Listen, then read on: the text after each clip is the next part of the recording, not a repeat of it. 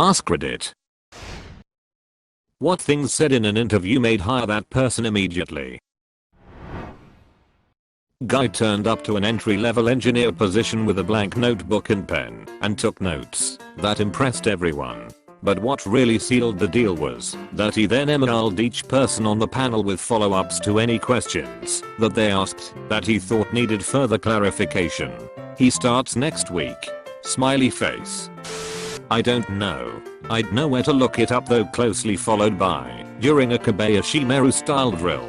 I'm a little unsure. This sounds like a serious incident. First thing I would do is alert someone else to the situation so that they're aware of it, even if I don't need help right away. Someone who admits their limitations and isn't afraid to ask for help is worth so much more than someone with more knowledge that tries to sort it themselves without asking for help.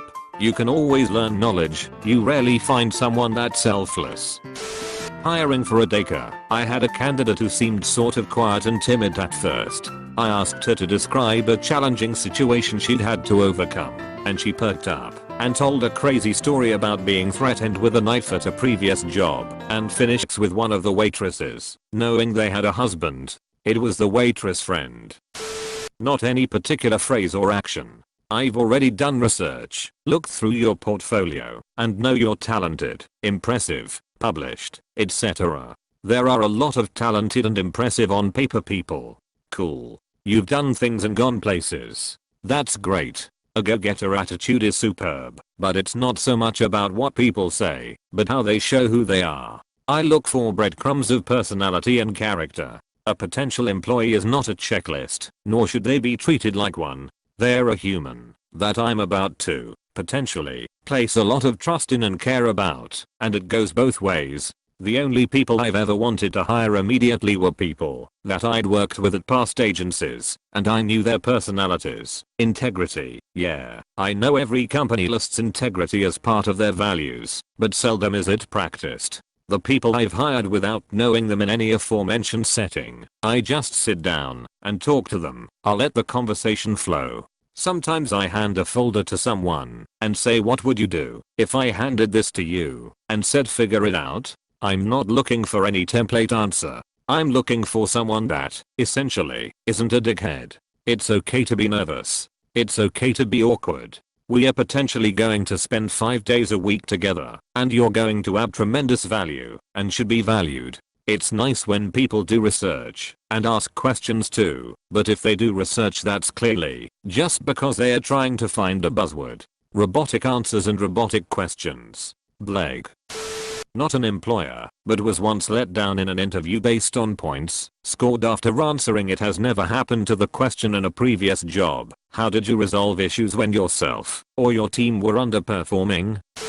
I was the person who got hired, not the boss. I was applying for a job working in a group home for disabled adults. One of the questions on the forms they were having me fill out was, it's 12 AM on a Saturday night. One of the toilets isn't working. What do you do? I wrote up a step-by-step diagnostic plan with solutions for each problem. Explained how to repair just about any issue that could go wrong with a toilet. They took my papers into the back, leaving me to cool my heels in the waiting room for a while. The owner of the home came running out all excited and asked me if this was my application. I confirmed it. He hired me on the spot. He said that I was the only person who'd ever said that they'd fix the toilet. Everyone else would call maintenance, or reach out to a supervisor or find another way to get help, or put up a sign and direct the residents to the other bathroom.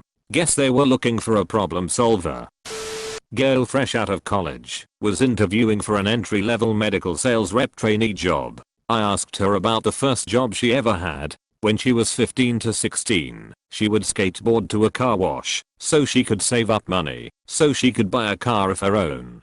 Sounds good and noble so far, right? Well, additionally, that car wash was staffed with prisoners on a work release program. So she was a pretty teenage girl who was absolutely unafraid of working with prisoners. If she wasn't intimidated by that, I knew the job we were training her for wouldn't scare her.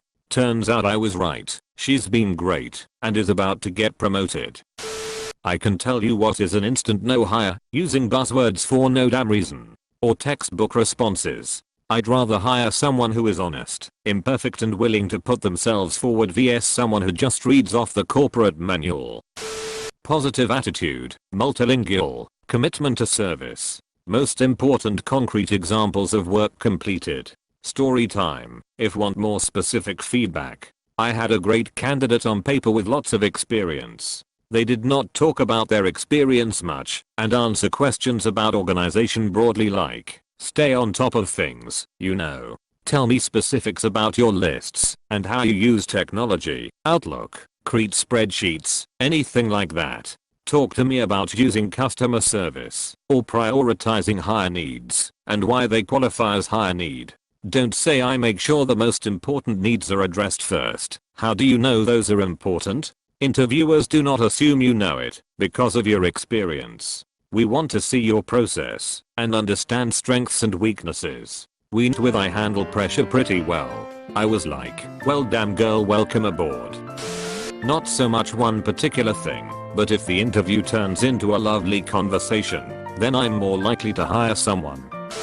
When I was doing an interview, someone mentioned that they worked as someone who elicited donations on the street. One of my interview panelists made a remark of how much he hated those people, and she flipped that on its head and basically said, if you're the worst client here, then I'll have no problem dealing with difficult clients.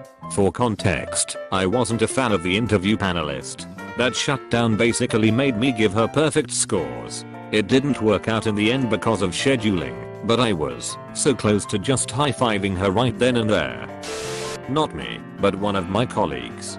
Got a resume that said at the top, in red bold letters, warning, this resume makes explosive experience. I'm not an employer, but I used to interview people in college for admission in cultural clubs. There was this one girl who responded to my question by saying, can I take a few minutes to think about that? That impressed me, because everyone else just answered with whatever came into their mind, and since this particular question was a bit tricky to answer, most of the time their answers were bullshit or incoherent. By taking a few minutes, she managed to plan out her answer, and showed us that she was a critical thinker. I immediately welcomed her into the club. Anytime someone appears, shows sincere excitement for the job, and not just the job, but the company and industry too. We can train employees on specific skills, but no training program can spark enthusiasm for a field that they truly don't care for. I do double anal. I work in porn. When I managed my father's business a while back, I had the opportunity to personally interview and hire people. I thought this is gonna suck. And it did.